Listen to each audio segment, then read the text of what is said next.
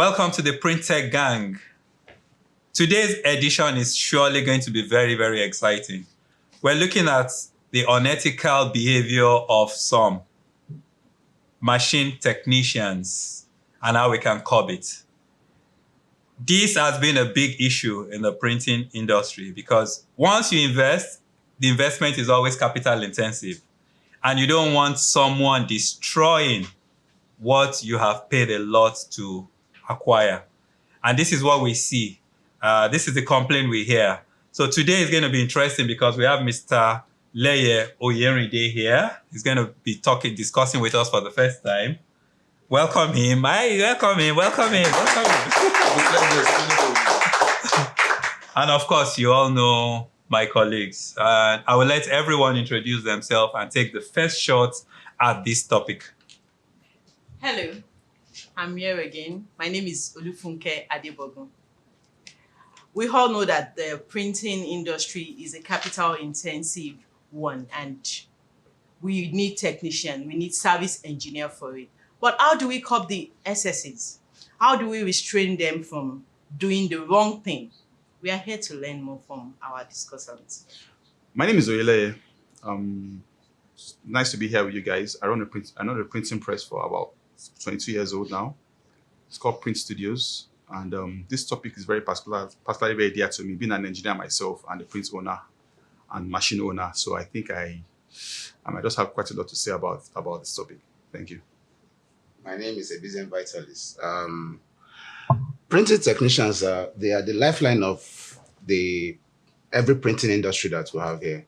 And they can make or mar the printing system. So today we are looking at how we can curb their unethical behaviors that can lead to more productivity in the sector. Thank you. So technical people will either create a good experience or a bad experience for the first timers. And in my sojourn in the printing industry, I've seen so many printers get discouraged by the way support of the equipment has been handled. This is a big problem. So for a minute, I just want us to bounce ideas on how, if we have experiences, let's share, and how we can curb the unprofessional behaviors of some technicians. Okay.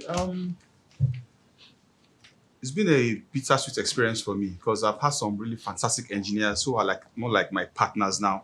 And I've had some that I know the kind of words I've said to them. They drive you to the brink. They make you go do things that you wouldn't do or say naturally. So for me, over the years, what I've learned, what I've tried to do is that once I decide I want a particular equipment or machine, I try to get familiar with it and do my research by do all the necessary research, reading the technical manuals and trying to understand the technical manuals. And for the installation part, when machines are being installed, I get myself very involved because you realize that most of the issues you have, they can be during the installation. And then during the installation, that's when you get to learn 1 or 2 or 3 things about the machine, which normally helps when something goes wrong. Just basic knowledge, you'll be able to identify, okay, this is what the problem is. I've seen it before, it's happened before. So that's my experience. Then with the guys that work, the engineers themselves, I don't know why, I don't know what it is, but it seems as if when they learn, most of the engineers we have, the so-called engineers that we have, they are mostly not formally trained. They go through what we call the apprenticeship system. Yeah, that's what I thought, that the first thing is to make sure that the engineers you deal with are factory trained engineers, because there's a big difference between those who have been to the factory to see how the equipment work, and those who don't. For instance, I personally have been to the factory many times. I started my own career also repairing equipment. And I realized that even the owners of the equipment, they do some things to confuse competition. So for instance, at the training, there was a particular potentiometer that you are not supposed to touch. But every other potentiometer that you're not supposed to touch is marked. But that particular one was not marked. And then I asked at the trainer, and they said, we just want to confuse someone who don't know about it. You will turn that potentiometer and you will damage something in the equipment. So it's always very, very, very, very key, as you said, for people to be, factory trained. Been in the printing industry for quite a while now. I cannot say I am vast in the knowledge like Mr. Leye, but I have worked with technicians and I get feedback from customers. And one thing I realize it, feedback is always very important. If you can get the right feedback from customers where your technicians visit, it helps a lot in curbing their excesses. Because the way or the angle a customer will see those technicians is different from you that work with them. So we have, like they said, factory trained support system that works for us very well. But what about those that just go by the roadside and pick someone that knows about the equipment? Solution. I think that forums like this must begin to come up for us to be able to speak about these unethical behaviors and how to curb it. We must always speak. I think the challenge most of the time is that we don't name and shame. So if I ask you now, how many technicians are bad?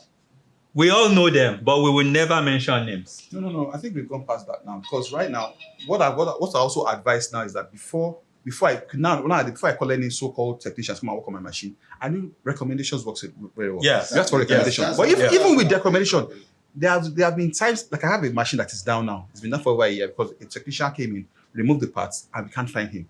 We've gone to his house, gone to his wife's shop, we can't find him. Just disappeared. So even with the recommendation, you need to.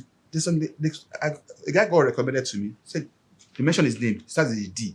Said, Said, is it not this person? Said, I don't want. Why? So, because he trained under someone. No. Because he had worked for me before. Ah, right. And someone had told him, and he had messed up in another press as well. One thing is that they forget that this industry is a very small world. That And it goes what round. goes round comes around. So, Information just for me, pass one across. way to curb that kind of thing is try to make sure you hire from reputable companies that you know that they have this ethical way of doing business. Okay, but how about also technicians coming together to self-regulate themselves? That's also a problem. Because in life also you must take responsibility. You know, I like how was it Daniel put it. He says that self-regulation will always be a challenge, right? But if someone has to be in charge, then let it be me. So if I self-regulate myself and you self-regulate yourself, we can agree on some code. For instance, I think that everyone who has an equipment should go on maintenance contract. It helps make things easy.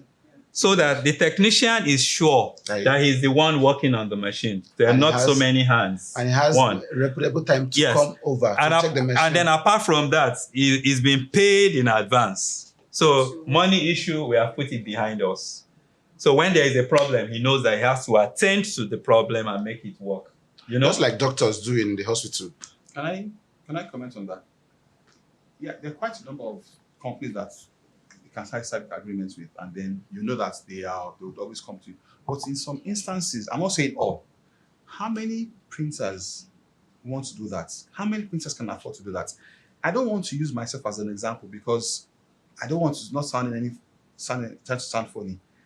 The amount of people who do appreciate the kind of service that are few. There are few of them. We have more people who are out there who don't know, who don't care about service contracts, but we have this issue. But for me, you don't care does not take away the effects. Okay, so service contract, the way I see it is like insurance. Every vehicle has an insurance. I think there should even be a policy in the regulation of technicians in the industry that if they don't agree to sign a contract with you, don't use them. You know why? Let us even have categories of contracts, as we have with the car insurance. So I have a 5K that is just third party. What does that mean? Let me have a service contract that will make sure that you come in once every month to just make sure my machine is fine. Just check it. And I mean, those times that I used to go for training, it's easy. Because the first thing I do when I go for training is I listen to all the sounds that the machine makes during boot up, during shutdown, you know, when it's operating and all that. And believe me, many times I walk into an organization when I'm not supposed to do anything on the machine. I hear a sound and I know it's not normal. So maybe one category is, just come in once or twice in a month when we're working to be sure. Because the best thing is to have the problem resolved before it occurs. Happens, yes. Before it occurs. Otherwise, you will lose money. When you lose money most is when your machine is down. Of course, yes. So I've seen people who said it that, oh, our major cost is electricity or paper or ink. No, your major cost is downtime. So as much as possible, we must avoid it. And that's why we need the technicians. But we must also shame and name. We must name and shame. So if you know a bad guy, let us have an association for them. Let them have a yellow book and blacklist bad guys. Well, A younger guy, one brother of mine just bought a Speedmaster and he was having problems. With his motor, his main motor. I said, so how have you gone about? What have you done about? He said, well, okay. They gave me one guy. He saw him. So I said, what? He mentioned that guy's name. I said, your main motor will not come back in at least 2 weeks. And as he's having, it took him almost a month. You can imagine somebody who runs depression who can run his pressure for your Aburo should have asked for recommendation. That's exactly. We're back to the same thing. Recommendation. Yeah. We're back to the same thing. So, but because everyone knows, I mean, everyone in every area knows the thief. Yeah. Of course. But we never mention it. We have a culture of protecting bad people. We have a culture of protecting evil people. I don't know why we have that culture, because I've seen them say, oh, they have to eat. Yeah, they have to eat, but not to damage other people's equipment. If they want to eat, let them eat legally. So I had young people, you people ask me how to cut soap for you. Let's cut soap legally. Let's do it the right way and then get the right results. Anyway, I'm going to stop you for a minute because, as I said, it's an interesting edition. We're featuring two important people. The first person we'll be featuring is engineer Philson Adeniji, JP. Yeah, learn to appreciate people. And then engineer Phil is a field service engineer. You know, he's been on the field. He's got the good, the bad, and the ugly days. He's one of the people who have seen it all. And coincidentally, engineer Phil is also factory trained. You know, so engineer Phil will talk to us based on the angle of a technical person. But it will be unbalanced if we don't have Mr. Abdul Aziz Ridwan Olawale, who is a machine owner. Company name is Riddle Tech Co. And he has also seen the bad people. He has seen the good people. So we will balance it, have a machine owner and have someone who fixes the machine. And then we can come back here and bounce some ideas. Remember, the idea of this is to find solutions. We don't want people who are unethical to keep handling our printing equipment. So if you permit me, let's invite engineer Phil Adeni. He has 5 to 7 minutes. My name is Philson. Actually, I don't like hardened engineer because I would like us to know the difference between an engineer, technician, and a smart operator that all of a sudden metamorphose to that level of becoming an engineer. Most of the time, we have those operators that even the owner of the machine doesn't know who they are. But if we look at something deep into it, most of machine owners, they themselves love cutting corners because they want profit immediately the machine is being installed. And that one can never happen. We've encountered where a machine owner install his machine and says, until I started making money before I will pay. So if such a machine owner is being worked for, you know, within a short time, he will lose the good hand. And again, when we look at the way most of the machine owners do incur their machine, very unethical. Why did I say it's unethical? Most of them, they go for exhibition. At that exhibition ground, they see machine working. And immediately they say, how much is this machine? This is the kind of machine Mr. John is using in Nigeria. And from there, they say, come on, sir, give me this machine I'm buying. And some of them pay, they ship it straight to Nigeria. without considering the technical part of it. And I want us to know something, as my friend said the other time. I've been opportune to be in the industry by God's grace for the past 22 years. So I've encountered some things. I've worked both at home and outside there. Before you buy machine from the machine manufacturer, you must have a solid contract. Because if you buy machine, like if you are buying machine from US, most especially Roland will never sell any machine to Nigeria. Why? Because their technical personnel cannot in any way come down to Nigeria to come and handle your machine. So with this, they will tell you, we are not selling machine to you. But Chinese have really, they've helped, and at the other side, they've caused us much damage.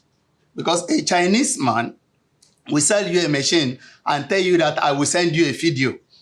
That from that video, just watch the video, you install the machine, and using everything, whatever you want, connect with a technician on a TeamViewer, which is very wrong.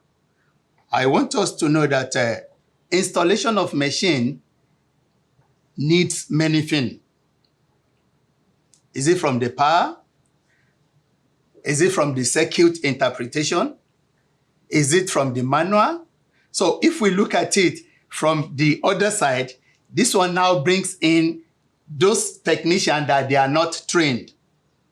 Anytime you invite any technician, even either recommended or it's not being recommended to you, first of all, observe that technician. Is he free with your staff? Is he free with the operator? Is he free with even the machine itself? You see, most of them, immediately they come in, you see them condemning some machines. Some will say, why did you have to buy this type of machine? Whereas I want us to know that before a manufacturer will roll out a machine, it must have been tested very well before they roll it out.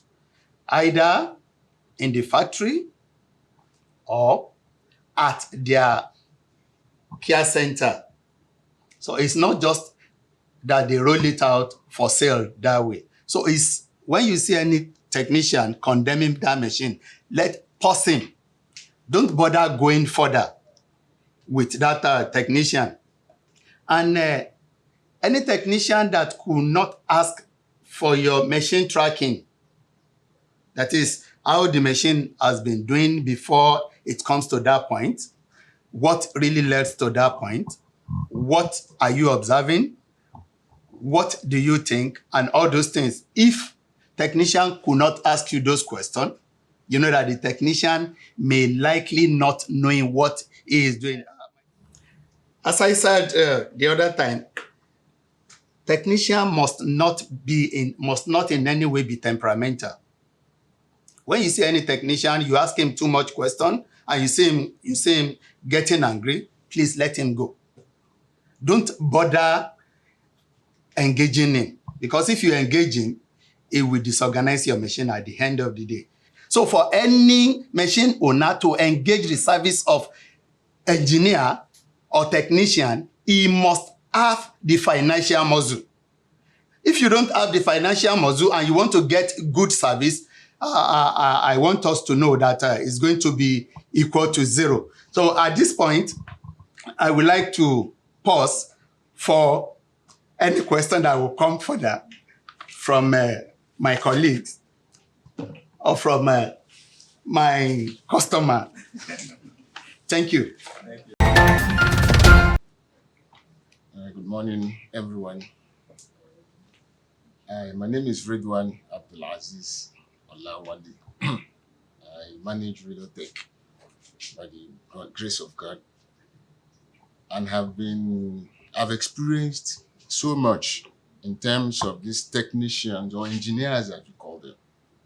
We call them engineers because they introduce them to us as engineers. I will say I was unfortunate to first encounter them before getting to know what it takes to go into printing generally, not ordinary the Quad or the SM or the large format or what. Most times, like you have said in the course of the event, it is through recommendations that you get these guys. By the time they get to you, they see that it's like there's this is an avenue to make more money, kind of. That is the way I see it. And most of these guys, they pass through, or let me say, they go through apprenticeship from these big engineers. They learn so much in terms of dealings with customers or the clients from their ogas. And most of the things, part of the things they learn is part of the things he has said. One of them is lies. Yes, they tell you this very big lie that you'll be confused and convinced at the same time. You know, it happened. Okay, let me give you an instance. Okay, this guy came and he said, okay, this machine is very good. If you buy it, you'll enjoy it. You buy extra print head and all that, which was what I did. Paid full, no shortcuts, no I'll pay you later or something. And by the time we started, they brought the machine, they fixed the machine, installed and all that. Okay. And unfortunately, the very first print the machine did was the last print the machine did. The very first print, that was the last print the machine did. All right, what was the issue? They don't have an idea. That is an instance. I've also had, in fact, very recently, very recently, I met with somebody, and Prince Adetu can testify to that.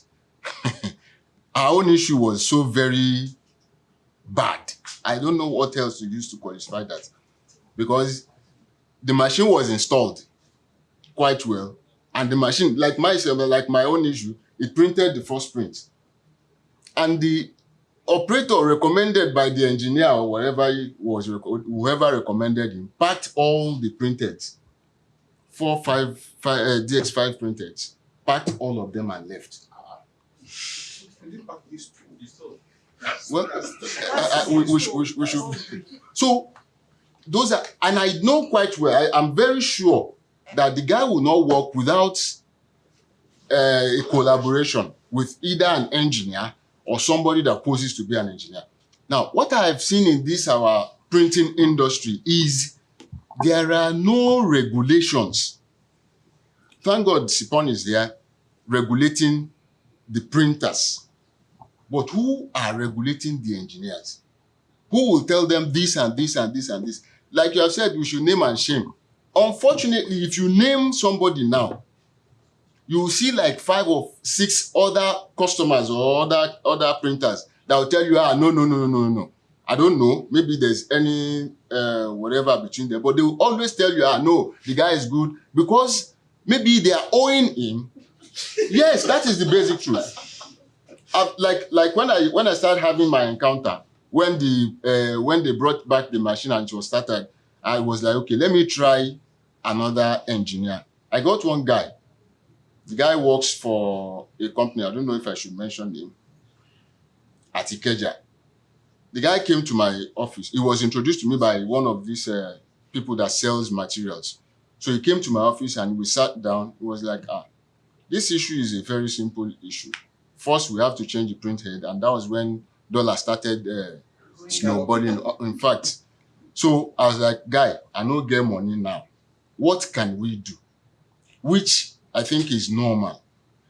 And he was like, there's nothing we can do unless you're able to provide so and so and so, which I was not able to provide. So I told him, no problem, I can go. Yeah, you can go. So when he was going, he said he had a guy who is also an engineer that can help in getting those things. All right, fine. Let us call the guy. We called him the first day, he responded. He said he would come. He never came. The second day he said he would come. He said he was around in that area for like 8 hours. I was sitting in my office doing nothing, waiting for him. And unfortunately, when it was around 6 in the evening, he just told me, sorry, I've not finished where I am. Maybe tomorrow. You would have told me earlier, guy, that this thing cannot work today. Okay, no problem. Tomorrow. It was later that I found out that the guy had worked for people in that area. They're looking for it. And they are looking for it. He actually stole dongles. Machine dongles. I think the industry needs a body to regulate our technicians. And I pray SIPON is able to help us out in that aspect. Thank you and God bless you. Thank you. My name is Adeboye Prince Adetu. You can call me a printer. From being a printer, I became a graphic artist. From being a graphic artist, I became a complete artist, and I went into fabrication also, and to all things. In Nigeria, like the Yorubas will say, there are laws, but there are no money. We call them engineers. Are they engineers? They are not engineers. They are technicians. You can call them technicians. And most of them are just above operators. They are operators. They are originally machine operators. Most of them are originally machine. We know the engineers now. We know the trained engineers. Who trained, or who are their trainers? Where were they trained?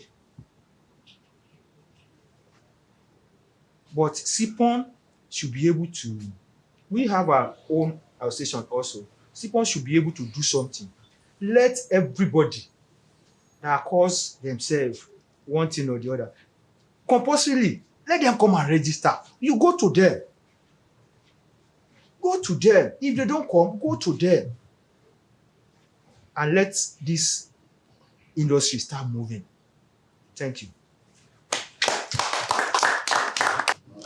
My name is Folagbade Ebisheni. So I found out that majority of those guys that have machine, they don't really cater for that machine so much. Like most of their operators, they are not learned. You find that most of their operators, they are just maybe a roadside guy that will just come say, can you operate this thing? And they employ them. That's number one. And number two, I found out that most of those guys that hold that machine, I'm not sure the condition where they put the machine is not meeting the standard. Like for instance, most of them they use Konica, Minolta, Zante and all that. But you find out that most of them will just put it somewhere and just put fan.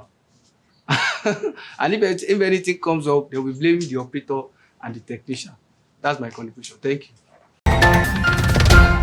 So much has been said here today, and before we go, I would just like a final take from my discussants. Who will take the first shot? Ladies first, they say, right? Yes. Yeah, okay. Okay, we've had so much from both the engineer and a machine owner. And it all boils down to regulations. But in regulations too, there should be disciplinary actions. If you fall short, what should be done? That is one part. Another thing he said is relationship. Relationship matters a lot. And an engineer cannot come and not have any relationship, the way he communicates with the equipment, the way he communicates with your staff and everything. They said it matters too. There is a saying that says there is no shortcut to wealth. Whatever goes round, comes round. So please, we all need to know how to manage it, both the machine owner and also the engineer. Thank you.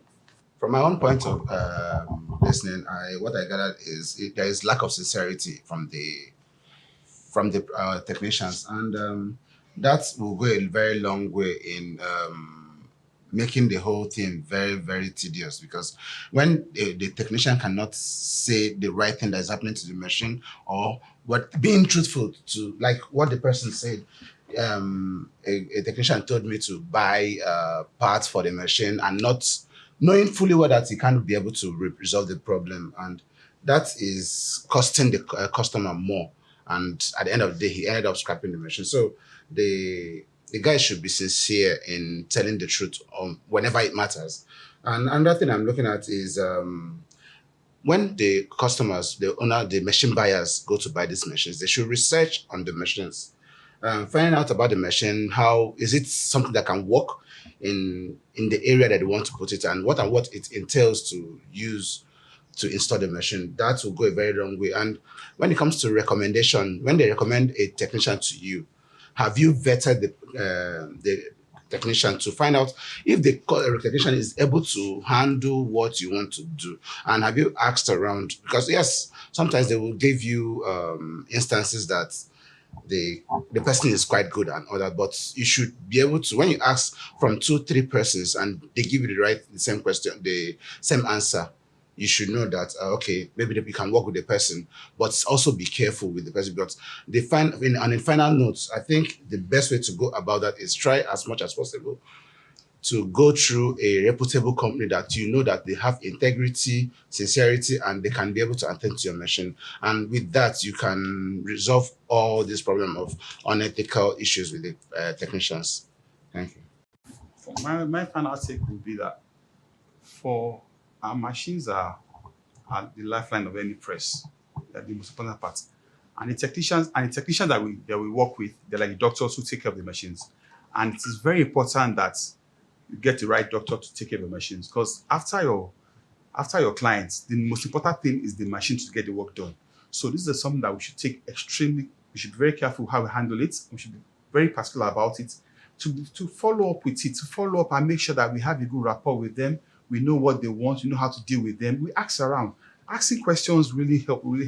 By the time you ask 2, 3, 4 people, colleagues about a particular engineer or a particular technician, we will get to know the way he behaves and what he does. So it's very important that we consider the technicians, that they are the doctors, just like you have the personal physicians. These technicians are the personal physicians for our machines. So it's not something that we should take lightly, and we should just be very, very particular about who touches your machine, the way they do it, and how you relate to them. It might cost you more, but in the long run, you'll be making more money because you don't want that downtime on your machine. I like the idea of the doctor-patient relationship. It talks about life. What is the value of life to you, the owner of your machine? And what is the value of that machine to you, the technician? So I see that we need, again, a collaboration.